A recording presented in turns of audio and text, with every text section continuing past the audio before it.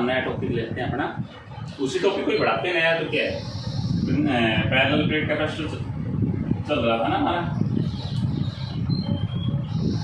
Parallel plate capacitor, इसके साथ में था ये विद डाइलेक्ट्रिक, जब उसमें डाइलेक्ट्रिक मटेरियल फिल किया हुआ था। ठीक है, तो ये बड़ा ही टॉपिक लेते हैं। देखिए बेटा, इसमें जो कल करवाया था, मैं एक बार फास्टली उस चीज़ को बता रहा हूँ। हमने कहा था कि दो प्लेट ली, ये प्लेट मैंने कहा कि बेटा पॉजिटिव चार्ज है, इस प्लेट के ऊपर पॉजिटिव ले लिया आपने, इसके ऊपर आपने नेगेटिव चार्ज लिया। ठीक है, ऐसा ही कुछ किया था। इनके बीच की जो सेपरेशन थी आपने कहा सर वो डी है। ठीक है बेटा, तो इसमें आपने जो निकाली थी वैल्यूज, वो निकाली थी कि जो इसके अंदर जो इलेक्ट्रिक फील्ड है, अगर मान लो कोई डाइलेक्ट्रिक भरा हुआ है इसके अंदर है, ये डाइलेक्ट्रिक है जो इसके अंदर आपने फिल किया हुआ है, कंप्लीटली फिल था ये, तो इस पे आपने कहा था नेगेटिव इंड्यूस हुआ था चार्ज, और इस तरफ आपने कहा इस तरफ पॉजिटिव इंड्यूस हुआ चार्ज, ये हुआ। तो यहाँ तो plus sigma minus sigma charge density थी। ठीक है, जो प्लेट के ऊपर चार्ज था उसकी वजह से ये इंड्यूस चार्ज डेंसिटी सिग्मा आई माइनस का और सिग्मा आई प्लस का। ठीक है, तो जो इलेक्ट्रिक फील्ड था इसके अंदर, अप्लाइड इलेक्ट्रिक फील्ड, वो तो था ई नॉट, और क्या कहा था आपने, जो ई है ई आई इंड्यूस्ड इलेक्ट्रिक फील्ड, ठीक है, उसको मैंने ई आई से रिप्रेजेंट करवाया था, वो इस तरह से था। बट जब आपने नेट इलेक्ट्रिक फील्ड की बात की बेटा ई की, तो वो किसके इक्वल आया था, ई नॉट बाई के आया था ये रिजल्ट। अच्छा, इसी तरह से जब आपने बात की थी वी की, ये भी करवा चुका था मैं, तो इसका रिजल्ट क्या आया था, याद है? ठीक है ना, पिछले लेक्चर में हम कर चुके हैं। ई की वैल्यू ई नॉट बाई के आई थी और वी की वैल्यू वी नॉट बाई के आई है। अंडरस्टैंड? तो यहां तक आपके अच्छे से समझ में आ गया। अब ये जो वी नॉट, ये क्या था, पोटेंशियल कब का, डाइलेक्ट्रिक प्लेस करने के बाद या उससे पहले है, उससे पहले का, डाइलेक्ट्रिक रखने से पहले का। ठीक है, इसी तरह ई नॉट है। ठीक, अब आप एक बात देखिए बेटा, जनरली फॉर्मूला आपके पास में डेल वी का क्या था, वी इक्वल टू क्या होता है, Q by C, V equal to Q by C, और सी की अगर आप बात करते हो तो del sorry Q by del V होता है। हम क्या क्या कर चुके, हम कर चुके कि बेटा जब कैपेसिटेंस आप निकालते हो, यानी कि किसी कैपेसिटर की जब हम स्टडी कर रहे हैं, जब उसमें डाइलेक्ट्रिक फिल किया हुआ है कंप्लीटली, तो उस दौरान इलेक्ट्रिक फील्ड पे तो क्या इफेक्ट पड़ा डाइलेक्ट्रिक फिल करने के बाद, और पोटेंशियल पर क्या पड़ा। अब ई आ गया, वी आ गया, कैपेसिटेंस और निकालेंगे। मेन फंक्शन हमारा क्या था, कैपेसिटेंस और पैरेलल प्लेट कैपेसिटर निकालना। ठीक है, तो कैपेसिटेंस निकालेंगे तो आप करोगे कैसे बेटा, वी हैव सी, देखो generally formula C equal to by V होता है, ध्यान देना इधर। तो व्हेन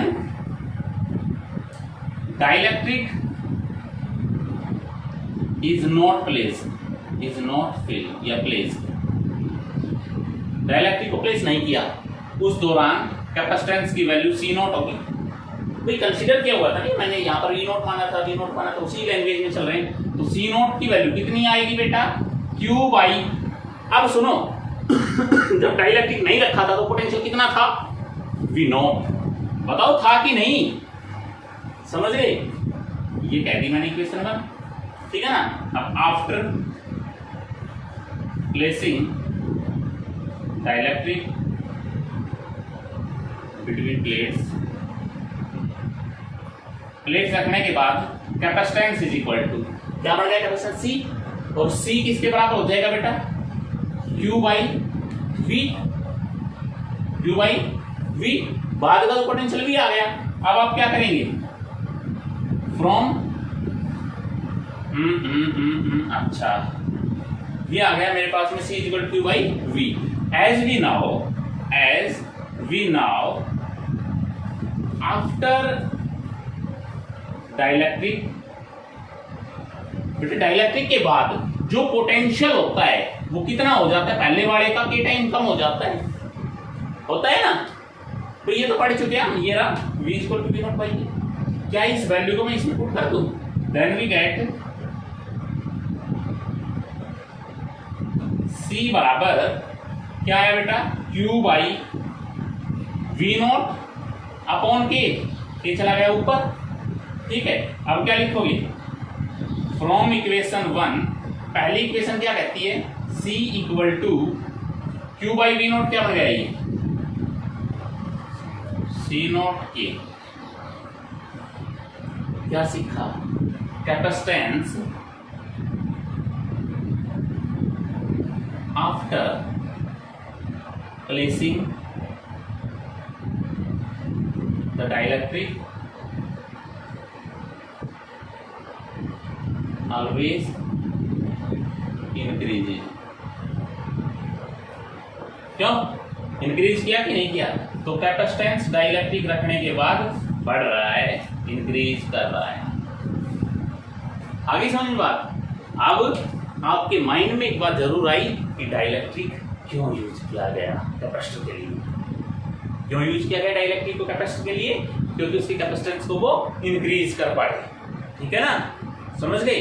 इलेक्ट्रिक फील्ड को तो इंड्यूस करे बट इलेक्ट्रिक करंट को फ्लो नहीं करता डाइलेक्ट्रिक, बट कैपेसिटेंस की वैल्यू को क्या कर देता है, इंक्रीज कर देता है, ठीक है बेटा। पॉज कीजिए और इसको नोट करो। अब देखिए बेटा आगे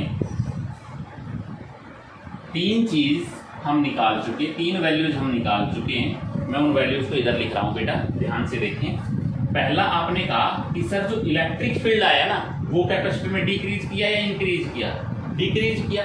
कहां से कहां किया, ई नोट से कितना हो गया था, ई नोट बाई ए, सेटिस्फाई है इस बात से। आगे बेटा पोटेंशियल क्या किया, डिक्रीज, कितना किया पोटेंशियल डिक्रीज, वी नोट से क्या हो गया, वी नोट बाई के, ठीक है। बट कैपेसिटेंस जो है उसने क्या किया, इंक्रीज किया। कैपेसिटेंस कितना हो गया, c is equal to c not by, sorry क्या बताया था, c not into t, c not into k, ठीक है ना। ये इंक्रीज किया था कैपेसिटेंस, इतनी बात क्लियर है बेटा। एक फॉर्मूला आप और भी निकाल चुके थे, इंड्यूस क्या था बताओ, रिजल्ट याद हो, वेरी गुड बेटा, 1 minus 1 by A into sigma, ठीक है। किस केस में था ये बड़ा, डाइलेक्ट्रिक,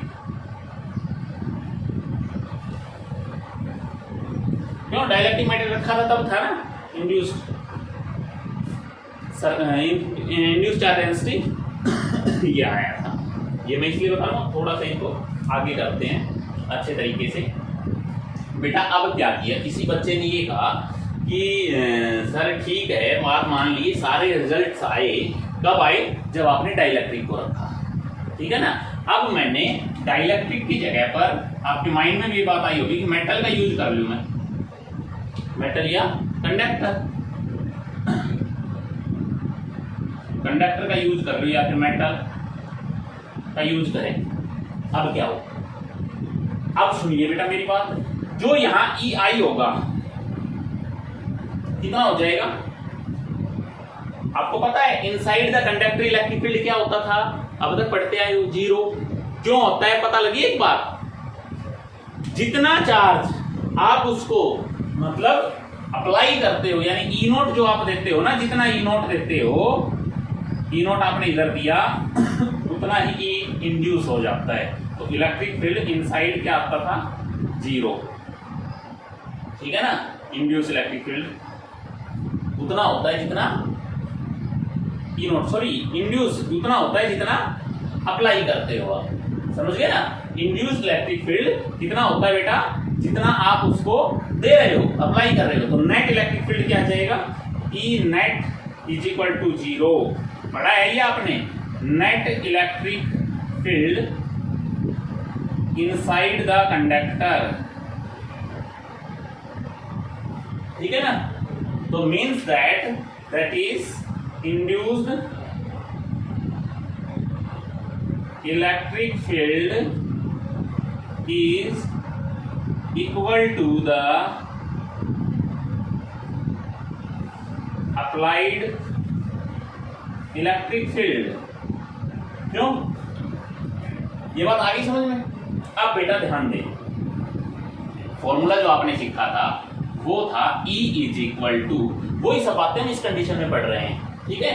E का फॉर्मूला आया था बेटा E नॉट वाई आया था, बट जो ये नेट इलेक्ट्रिक फील्ड है E नेट मेटल के केस में कितना होता है, 0 होता है कि नहीं किसी भी कंडक्टर के लिए। तो आपके पास में आया बेटा E नॉट बाई के इज इक्वल टू 0, तो K की वैल्यू कितनी आएगी यहां से,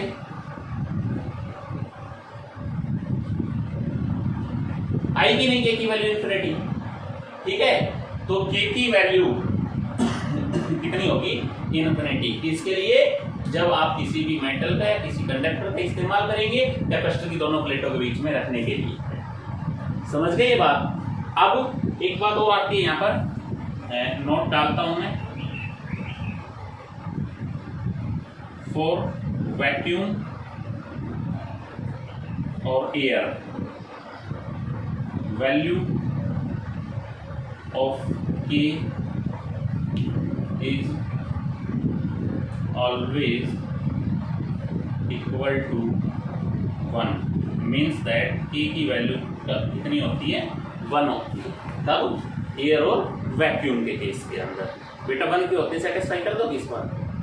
जब एयर था इसके अंदर तो कितना फील्ड आपने दिया, E not, net electric field कितना, E नॉट, पूरा वही तो था भाई, समझ गए कि नहीं, तो E नॉट ही था।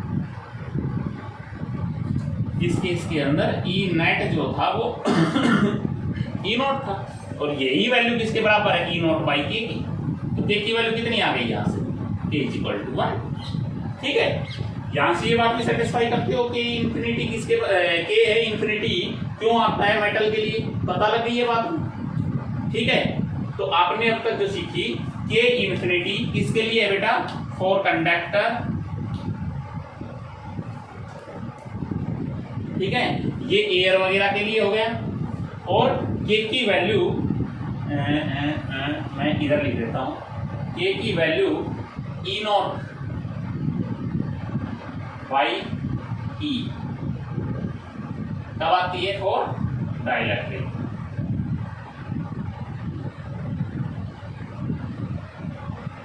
समझ गए ये बात, आ गई ना बात समझ में। अगर मेटल को रखा तो क्या हुआ, और एयर या वैक्यूम था तो क्या हुआ, और कोई भी डाइलेक्ट्रिक मेटल रखा तो क्या हुआ, ठीक है। तो हमने क्या सीखा है बेटा, हमने सीखा है how to find value of capacitance when dielectric material is fully filled between both of the plate of capacitor, ठीक है ना। कैपेसिटर्स की प्लेट के बीच में डाइलेक्ट्रिक मेटल हमने कंप्लीटली फिल कर रखा है उस दौरान, ठीक है। अब इसके बाद में कुछ और प्रॉब्लम्स बनेंगी, इसको कर लीजिए आप पहले, फिर उसमें हम करेंगे जो डाइलेक्ट्रिक मटेरियल है इसको पूरे में ना भर करके। कोई बच्चा कहते हैं कि सर मैं तो इसमें जैसे ये प्लेट्स है दोनों, इसके बीच बीच में रखूंगा मैं डाइलेक्ट्रिक मटेरियल, या उस मेटल को यहाँ से उठा करके इसके सारे रखूंगा इस एक प्लेट के नजदीक, या इस प्लेट के नजदीक रखूंगा, ठीक है ना। तो उस कंडीशन में तो इसके हम सारे बड़े बड़े मतलब जो क्वेश्चन बनते हैं ना, सारे के सारे करेंगे। करिए इसको ऊपर नोट कर लो। देखिए बेटा एक क्वेश्चन अगला टॉपिक करवाने से पहले आपको देता हूं मैं छोटा सा, आपको करना है सिग्मा इंड्यूस कितना होगा in the condition of conductor.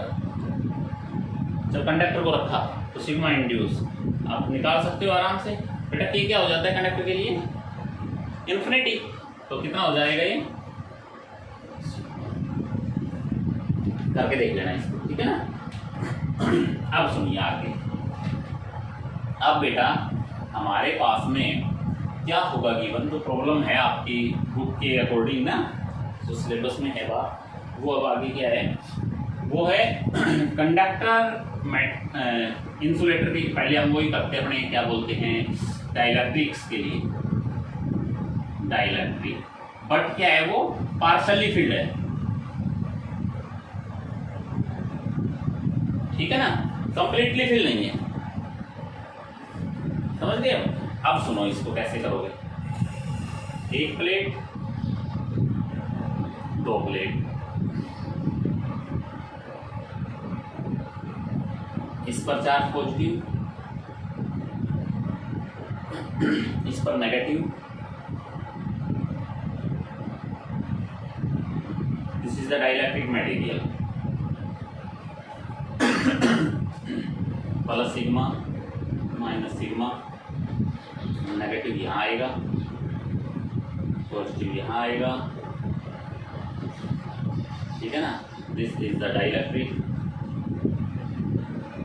कोई भी डाइलेक्ट्रिक हो सकती है ये, ठीक है। तो सबसे पहले आपको इसके बीच की जो डिस्टेंस है वो देखनी है बेटा, मैंने कहा डी है।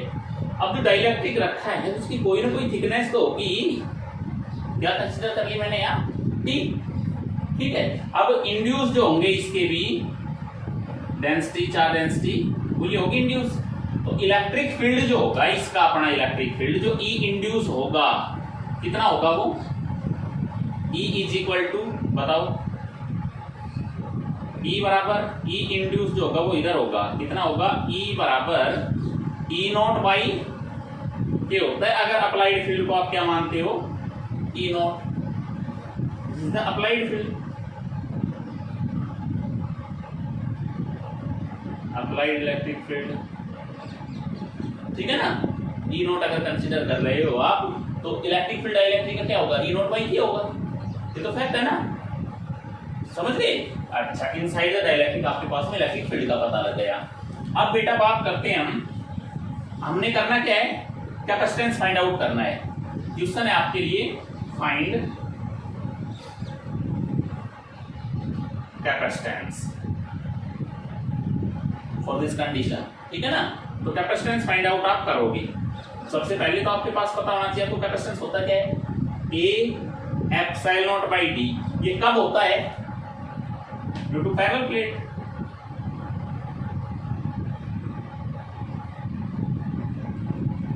ठीक है, क्योंकि आप पैरेलल प्लेट्स का कैपेसिटेंस निकाल रहे हो। अब आपको यहाँ थोड़ा सा ये सोचना है कि जो डिस्टेंस है ना वो तो ये डी है, बट इतने में तो डाइलेक्ट्रिक है। अब जो पहले क्वेश्चन करके आए हैं हम अभी जस्ट जो किया है उसमें और इसमें क्या फर्क आ गया, वो तो कंप्लीटली फिल था, ठीक है, एयर नहीं थी उसके अंदर, लेकिन यहाँ पर जो ये स्पेस दिखाई दे रहा है इसमें एयर है, यहाँ एयर कह दिया आपने, इधर ये वाला भी एयर का ही पार्ट है, क्यों, बीच में डाइलेक्ट्रिक ये आपके पास में डाइलेक्ट्रिक भरा हुआ है, ओके। अब क्या है, तो आपको कैसे करना होगा, अब आपको देखना है कि as we now potential del V इसके बराबर होता है बेटा ई डॉट ऑफ डी होता है ना पोटेंशियल, समझ गए। तो अगर मैं पोटेंशियल निकाल लूं, पोटेंशियल क्यों, कैपेसिटेंस तभी आएगा। दूसरी बात हो, यहां लेट कर लो आप even be the electric field in air part, क्यों, and it to be the electric field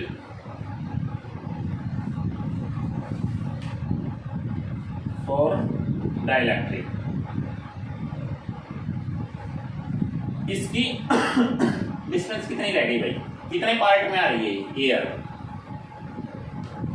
ये उसका मैं ऐसा कहता हूं इसमें एयर ही तो है, हाँ समझ रहे कैसे, ये पूरी डिस्टेंस थी टी थिकनेस के अंदर, एक जैसे ईंट रख दिया आपने एक बाल्टी के अंदर, ठीक है, तो जितने में चारों तरफ पानी कितना बच रहा है, ईंट वाली जगह हटा दो आप, ठीक है ना, वो एरिया कम कर देंगे, तो आप इसको हटा देंगे इस डिस्टेंस को, टी को, तो जब ये आप हटाओगे तो इतने में हवा भरी हुई है एयर, और इसमें थिकनेस कितनी है टी, समझ गए नहीं बात। तो इसका इलेक्ट्रिक फील्ड हमने अलग मान लिया और इसका एयर वाले का अलग मान लिया, अलग अलग से इलेक्ट्रिक फील्ड आएगा दोनों, ठीक है ना। अच्छा बेटा, इतना होने के बाद अब एक बात और सुनना, कई बच्चे क्या करेंगे, इसका अलग निकाल लें, इसका अलग निकाल लें, इसका बहुत बड़ा बन जाएगा बेटा, ये और ये बात एक ही तो है दोनों की। दूसरी बात सुनो, ये डाइलेक्ट्रिक है, इसको यहां से उठा करके इसके नजदीक लगा, बिल्कुल नजदीक सटा के लगा दो इसको, अब तो समझ गए ना, कुछ हैं ऐसे जो कि ऐसे बता दी जाती है कि ये डाइलेक्ट्रिक है, तो डाइलेक्ट्रिक को आपने यहाँ रख दिया, इस प्लेट के बिल्कुल नजदीक किया। अब समझ गए ना। अब ये टी हो गई, अब ये क्या बच रही है, टी माइनस, ठीक है। चाहे इस प्लेट को यहाँ रख दो, चाहे यहाँ रख दो, इसके नजदीक, चाहे बीच में रख दो, कहीं पे भी रख दो। ओके, अच्छा, डाइलेक्ट्रिक की बात हो रही है। अब यहाँ बताओ आप, डेल वी बराबर बेटा E1 कितने डिस्टेंस के लिए होगा, एयर के लिए D minus t, plus E2 कितनी के लिए, ठीक है, समझ गए ये बात। अब मुझे आप ये बताओगे कि del we equal to E1 की वैल्यू क्या है, एयर के लिए इलेक्ट्रिक फील्ड, एयर के लिए इलेक्ट्रिक फील्ड कितना होता था, E0 into D minus t, plus E2 क्या है, डाइलेक्ट्रिक के लिए इलेक्ट्रिक फील्ड, तो डाइलेक्ट्रिक का इलेक्ट्रिक फील्ड कितना है, E0 बाई के इंटू टी। कोई डाउट नहीं, यहां तक कर सकते हो, ठीक है। तो ये किसकी वैल्यू आई आपके पास में, डेल वी की वैल्यू, इसमें से क्या हुआ, E0 कॉमन, क्या बच गया, D minus t plus t by, आगे समझ बात। इसलिए आइए ये पोटेंशियल की वैल्यू आई। अब क्या करें, एच बी नाउ निकाल क्या रहे हो आप, कैपेसिटेंस, तो कैपेसिटेंस के लिए सी का फॉर्मूला आपके पास है, क्यू बाई डेल वी, यही होता है ना, c is equal to Q by del v. अब क्या करें,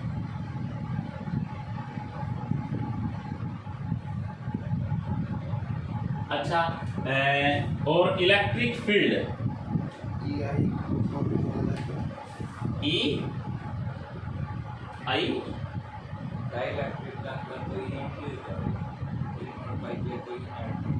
अच्छा, ई नेट है, डाइलेक्ट्रिक के अंदर ई इंड्यूस आएगा, नहीं नहीं ये तो सही है, इसके अंदर तो नेट इलेक्ट्रिक फील्ड यही बनेगा ना, E2 के, एयर के अंदर E0 है, भाई डाइलेक्ट्रिक का इलेक्ट्रिक फील्ड होता कितना है, E0 बाई के हो जाता है, समझ गए ना। यही तो बात सीखी थी हमने, के की वैल्यू कितनी होती है, अलग अलग बात आई थी, ठीक है, तो बात तो वो सही है। अब E0 जो होता था वो क्या होता था बेटा, E0 का फॉर्मूला याद है, सिग्मा बाई एप्सिलॉन नॉट होता है, और सिग्मा बाई एप्सिलॉन नॉट का क्या लिख सकते हो, Q by A epsilon not कह सकते हैं ना। तो इसको डेल वी को आप ऐसे लिख लेंगे, Q by A epsilon not into D minus t plus t by की, ये ले लीजिए आप डेल वी, ठीक है। अब हमने निकालना है कैपेसिटेंस, तो as we now capacitance is equal to, बेटा किसके बराबर होता है capacitance, Q by A epsilon. अब समझ में आ जाएगी स्टेप क्यों बना रहा हूं मैं ऐसे, ठीक। तो अब आप करोगे इसको, तो कैपेसिटेंस बराबर Q बाई ए कितना है, ए epsilon not, Q by A epsilon not, capacitance sorry capacitance होता है Q बाई ए एप्सिलॉन, नहीं वो तो C था, C is equal to Q by del v, ये बताया था, Q by del v capacitance ही होता है। अब इस डेल वी का यहाँ यूज कर लो, बस हो गया क्वेश्चन सोल्व। तो क्या बना बेटा, Q अपॉन डेल वी की वैल्यू रखें, Q by A epsilon not into D minus t plus t by के, कोई डाउट नहीं, डी से D cancel out, sorry Q से Q कट गया, C इज इक्वल टू किसके बराबर बच गया, ए एप्सिलॉन नॉट चला गया ऊपर upon d minus t plus t by k. This is the required answer, capacitance of parallel plate capacitor, that is the capacitance of parallel plate capacitor when a dielectric of thickness T is placed between both plates of capacitor. समझ गए? कुछ बच्चे इसको ऐसा भी बोल देते हैं कि sir C is equal to A epsilon not upon, इसमें से मैंने D को ले लिया आउटसाइड,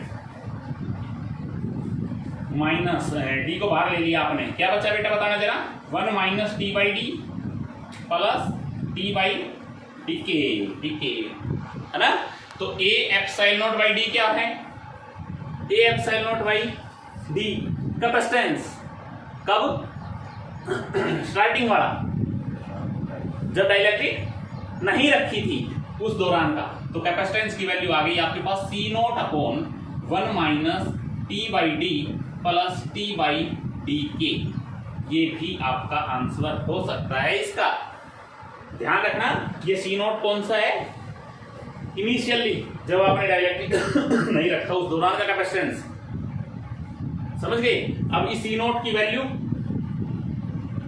डाइलेक्ट्रिक रखने के बाद सी नॉट क्या हो जाएगा, बढ़ जाएगा ना, कैपेसिटेंस तो इंक्रीज कर जाएगा। तो डाइलेक्ट्रिक रखोगे तो इसका के टाइम कर देंगे, ठीक है। करिए इसको नोट करिए, अच्छे से करिए, बहुत इंपॉर्टेंट क्वेश्चन है आपके सिलेबस का। अब देखो बेटा, अभी हमने किया जब डाइलेक्ट्रिक स्लैब कोई या डाइलेक्ट्रिक मटेरियल का कोई पार्ट आपने रखा दो प्लेट्स के बीच, ठीक है बेटा। अब एक चीज और दिखाई दे रही है यहाँ, अगर आप ध्यान से देखें तो मान लो मैंने इसी को ही ऐसा ना कहते ना, मैंने ये कह दिया कि ये एक प्लेट है, दो प्लेट्स होगी पैरेलल प्लेट्स, ये पॉजिटिव चार्ज, इसी क्वेश्चन को मैं बता रहा हूँ, हो सकता है कि आप सेटिस्फाई भी कर पाए इस बात से, ठीक है। अब मैंने जो प्लेट रखी थी ना बेटा, वो प्लेट यहाँ रखी सपोज, ठीक है, कितनी थिकनेस की थी, टी थिकनेस की, वही है सेम टू सेम, यानी डाइलेक्ट्रिक स्लैब जो रखा वो इधर रख दिया, ठीक है। अच्छा ये डिस्टेंस थी कितनी डी, अब एयर कितने में है D by sorry D minus D, कितने में एयर है कि नहीं, समझ रहे हो मेरा मतलब। तो इधर नेगेटिव है, इधर पे पॉजिटिव आएगा इसमें।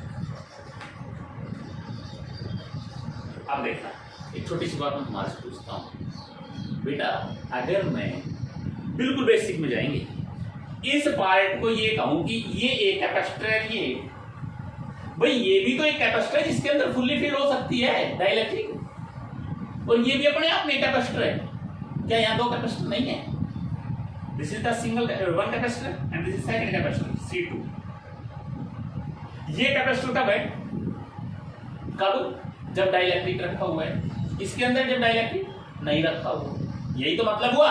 जब डाइलेक्ट्रिक नहीं रखा हुआ तो बताओ कैपेसिटेंस कितना होता है, जब डाइलेक्ट्रिक को नहीं रखा जाता तो कैपेसिटेंस का रिजल्ट क्या आता है, शाबाश शाबाश बोलो। अरे जब डाइलेक्ट्रिक को नहीं रखा जाता है तो कैपेसिटेंस कितना आया था,